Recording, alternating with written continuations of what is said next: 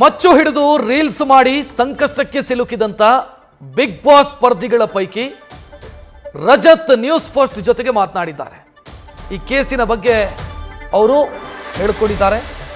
ನಮಗೆ ಈ reels case ಆಗುತ್ತೆ ಅಂತ ಗೊತ್ತಿರಲಿಲ್ಲ, ರೀಲ್ಸ್ನಿಂದಾಗಿ ಕೇಸ್ ಆಗುತ್ತೆ ಅಂತ ಗೊತ್ತಿರಲಿಲ್ಲ ಅಂತ ನ್ಯೂಸ್ ಫಸ್ಟ್ಗೆ ಬಿಗ್ ಬಾಸ್ ಸ್ಪರ್ಧಿ ರಜತ್ ಮಾತನಾಡಿದ್ದಾರೆ. ಬಾಯ್ಸ್ ಆ್ಯಂಡ್ ಗರ್ಲ್ಸ್ ರಿಯಾಲಿಟಿ ಶೋನಲ್ಲಿ ಅದನ್ನು ಬಳಸಿದ್ವಿ. ನಾವು ಬಳಸಿದ್ದು ಫೈಬರ್ ಮಚ್ಚು, ನನ್ನ ಕಾರಲ್ಲಿತ್ತು. ಅದು ನಾವು ಬಳಸಿದಂಥ ಮಚ್ಚನ್ನು ಎಸ್ದಿದ್ದು ಕೂಡ ನಿಜ. ಸುಮ್ಮನಹಳ್ಳಿಯ ಬ್ರಿಡ್ಜ್ ಬಳಿ ನಾನು ಎಸ್ದಿದ್ದೆ ಅಂತ ರಜತ್ ಹೇಳಿಕೊಂಡಿದ್ದಾರೆ. ಅವರನ್ನ ನಮ್ಮ ಪ್ರತಿನಿಧಿ ಸಂದೇಶ್ ಮಾತನಾಡಿಸಿದ್ದಾರೆ, ನೋಡೋಣ.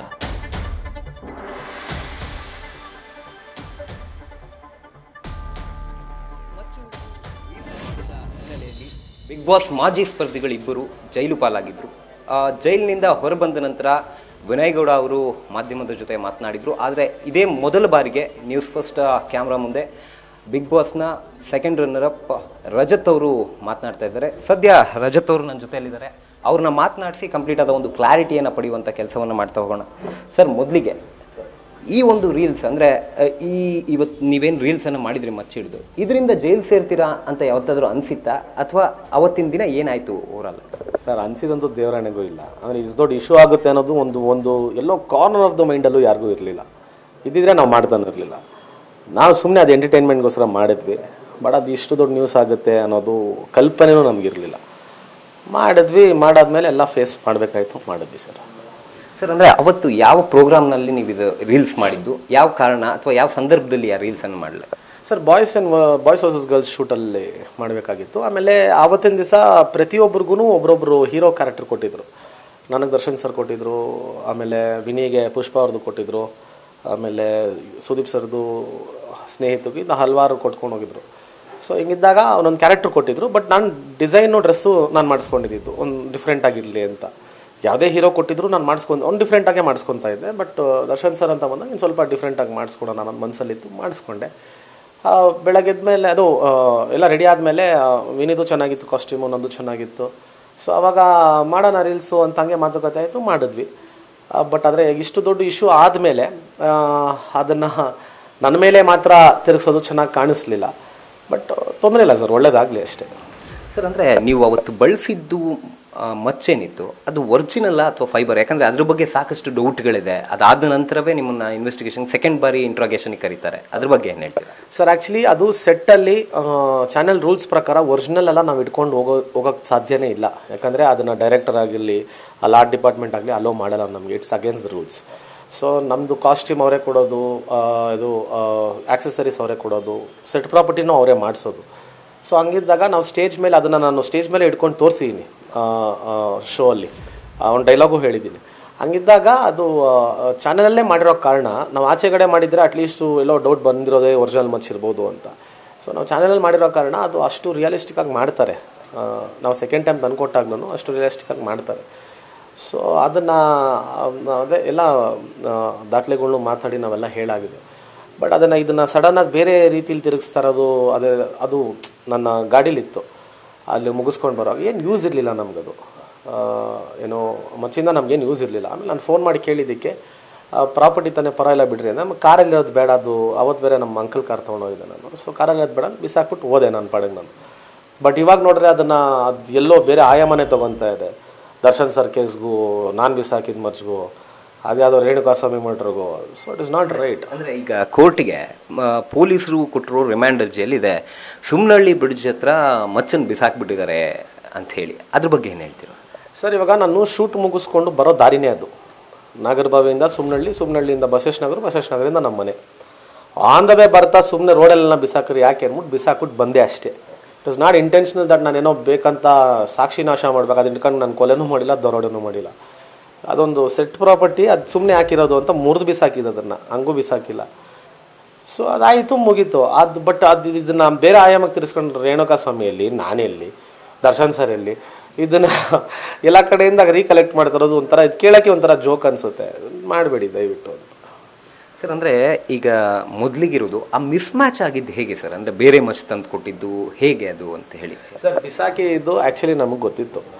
ಬಟ್ ಆದರೆ ಇವಾಗ ನಾವು ಅದನ್ನು ಹೆಂಗೆ ಹೇಳೋದು, ಆಮೇಲೆ ಸುಮ್ಮನೆ ಅದನ್ನು 1 2 3 ಇದಾಗ್ಬಿಡುತ್ತೆ ಅಂತ ನಾವು ಒಳಗಿದ್ದಾಗ ಸ್ಟೇಷನಲ್ಲಿದ್ದಾಗ ನನ್ನ ಫ್ರೆಂಡ್ಸಿಗೆ ಫೋನ್ ಮಾಡಿ ಹೇಳಿದೆ, ಪ್ರಾಪರ್ಟಿಗಳು ಹಲವಾರು ಇರುತ್ತೆ ಅಲ್ಲಿ ಸೆಟ್ಟಲ್ಲಿ, ಸೊ ಹೋಗಿ ತೊಗೊಂಬಂದ್ಬಿಡ್ರಿ, ಏನೋ ತೊಂದರೆ ಆಗಲ್ವಲ್ಲ, ಹೆಂಗಾದರೂ ಸೆಟ್ ಪ್ರಾಪರ್ಟಿನೇ ಯೂಸ್ ಮಾಡಿರೋದು.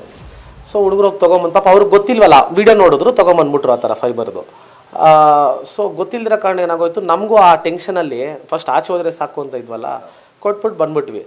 ನೆಕ್ಸ್ಟ್ ದಿವಸ ನಾವೇ ಬೆಳಗ್ಗೆ ನೋಡಿದಾಗ ಶಿಟ್ ಇದು ಮಿಸ್ ಮ್ಯಾಚ್ ಆಗ್ತಾ ಇದೆ. ಆಮೇಲೆ ಸೆಟ್ ಅವ್ರಿಗೆ ಫೋನ್ ಮಾಡಿ, ಸರ್ ಅದೇ ಥರ ಇನ್ನೊಂದು ಕೊಡಿ ಸರ್, ಈ ಥರ ಪ್ರಾಬ್ಲಮ್ ಆಗ್ತಿದೆ. ಆಮೇಲೆ ಸೆಟ್ ಅವರೇ ಬಂದು ಮಾತಾಡಿದ್ರು ಸ್ಟೇಷನ್ಗೆ, ಸರ್ ನಾವೇ ಮಾಡಿಕೊಟ್ಟಿದ್ದು ಸರ್, ಅದು ಸೆಟ್ ಪ್ರಾಪರ್ಟಿ, ಇದರಿಂದ ಏನು ಎಫೆಕ್ಟ್ ಆಗಲ್ಲ, ಅದು ಮುರಿದಾಕೋದು ಫೈಬರ್ದು ಸರ್ ಅಂತ ಒಂದು ಹಲವಾರು ತದ್ದು ತೋರಿಸಿದ್ರು.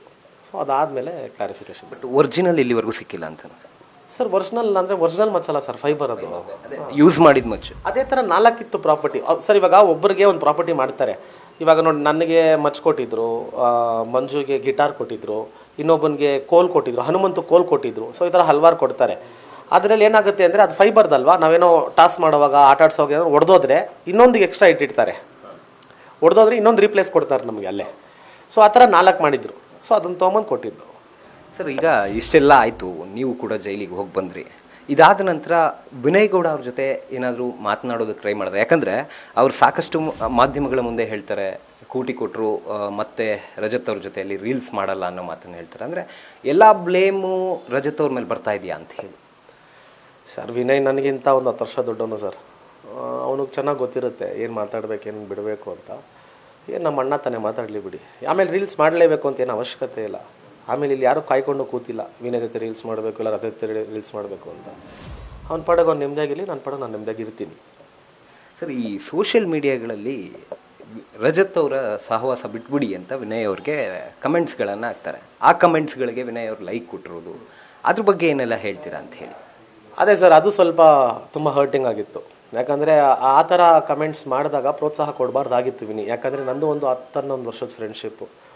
ಸೊ ಇನ್ ಆ್ಯಂಡ್ ಔಟ್ ಇಬ್ಬರ ಬಗ್ಗೆನೂ ಗೊತ್ತಿದ್ದಾಗ ನನಗೇನು ವಿನಯ್ ಅಂತ ವಿನಯ್ ಗೊತ್ತು, ಸೊ ವಿನಯ್ಗೆ ನಾನೇನು ಅಂತ ಗೊತ್ತು. ಸೊ ಹಿಂಗಿದ್ದಾಗ ಯಾರೋ ಒಬ್ಬರು ಥರ್ಡ್ ಪರ್ಸನ್ ಈ ಥರ ಕಮೆಂಟ್ ಮಾಡಿದಾಗ ಅದೇ ಫ್ರೆಂಡ್ಶಿಪ್ ಬಿಟ್ಬಿಡಿ. ಯಾಕಂದ್ರೆ ನಾನು ಕರ್ಕೊಂಡೋಗಿ ಕೊಲೆ ಮಾಡಿಸಿಲ್ಲ ವಿನಯ್ ಕೈಲಿ, ದರೋಡೆ ಮಾಡಿಸಿಲ್ಲ, ಏನೋ ಒಂದು ರೀಲ್ಸ್ ಮಾಡಿರೋದು ಅಷ್ಟೇ.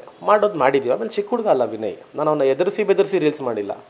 ನಾರ್ಮಲ್ ಟಾಕ್ ಮಾಡೋಣ ಮುಗಿದೋಯ್ತು. ಸೊ ಇದರಿಂದ ಇಷ್ಟು ದೊಡ್ಡ ಇಶ್ಯೂ ಆಗೋದೆ ಅಂತ ನಮಗೂ ಗೊತ್ತಿರಲಿಲ್ಲ, ಫೇಸ್ ಮಾಡಿದ್ವಿ. ಬಟ್ ಅದರಲ್ಲಿ ಫ್ರೆಂಡ್ಶಿಪ್ನ ಬಿಟ್ಕೊಡ್ಬಾರ್ದಾಗಿತ್ತು. ನನಗೆಲ್ಲ ಪರ್ಸನಲಿ ತುಂಬ ಹರ್ಟ್ ಆಯಿತು. ಅಲ್ಲವರೆಗೂ ಮಾತಾಡ್ತಾನೆ ಇದ್ದ ವಿನಿ, ನೈಟು ಫೋನ್ ಮಾಡೋನು, ಈ ಥರ ಹೇಳೋನು ಆ ಥರ ಹೇಳೋನು ಎಲ್ಲ ನನಗೆ ಈ ವಿಷಯ ಯಾವಾಗ ಕಿವಿಗೆ ಬಿತ್ತು, ನಾನೇ ಕೇಳಿದ್ದೀನಿ ವಿನಿ, ಇದು ಮಾಡಿದ ತಪ್ಪು, ನೀನು ಈ ಥರ ಮಾಡಬಾರ್ದಾಗಿತ್ತು ಅಂದಾಗ ಈ ಸ್ಟಾಪ್ ಟಾಕಿಂಗ್.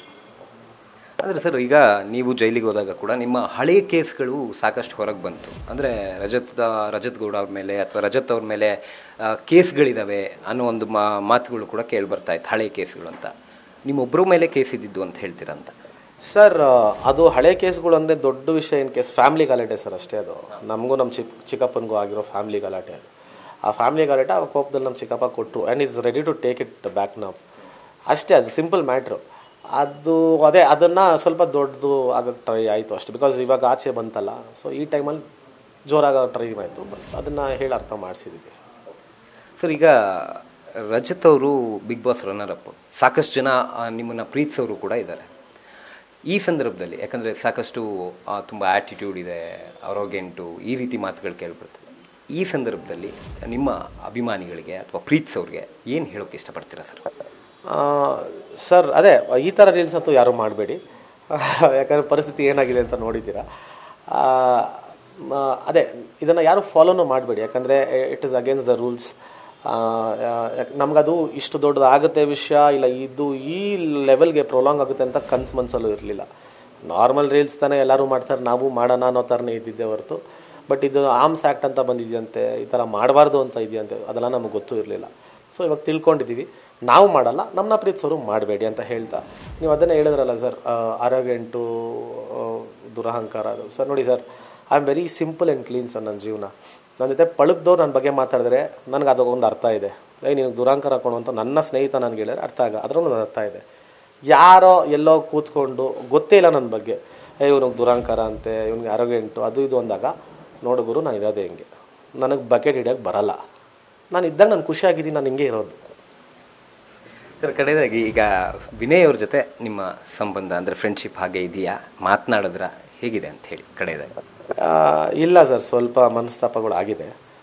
ಅದು ಯಾಕಾಯಿತು ಅನ್ನೋದು ಗೊತ್ತು ಕ್ಲಿಯರಾಗೆಲ್ಲ ಜನತೆಗೆ. ನಾನಂತೂ ಯಾವತ್ತೂ ಬಿಟ್ಕೊಟ್ಟಿಲ್ಲ, ಬಿಟ್ಕೊಡೋದು ಇಲ್ಲ. ಬಟ್ ಆದರೆ ಅವನಿಗೆ ಸ್ವಲ್ಪ ಅರ್ಥ ಆಗಬೇಕಾಗಿತ್ತೇನೋ. ಬಿಕಾಸ್ ಇವಾಗ ನನಗೇನು ತೊಂದರೆ ಇಲ್ಲ. ಇವಾಗ ನನ್ನ ಪ್ರಾಪರ್ಟಿ ನಂದೆ, ನನಗೆ ಕೊಟ್ಟಿದ್ದು, ನಾನೇ ರೀಲ್ಸ್ ಮಾಡಿದ್ದು. ಹೌದು, ವಿನಯ್ ದೇವರ ಪಾತ್ರ ಇಲ್ಲ, ತುಂಬ ಒಳ್ಳೆಯವನು. ನೀನು ಬಿಟ್ಕೊಳ್ಬೇಡಪ್ಪ ನನ್ನ ಅಷ್ಟೇ. ಇದಿಷ್ಟು ರಜತ್ ಅವರ ಮಾತು. ಕ್ಯಾಮ್ರಾಮನ್ ಮಂಜುನಾಥ್ ಜೊತೆ Sandesh, news first, Bengaluru. News first ನಿರ್ಭೀತಿಯಿಂದ ನಿಮ್ಮ ಪರವಾಗಿ.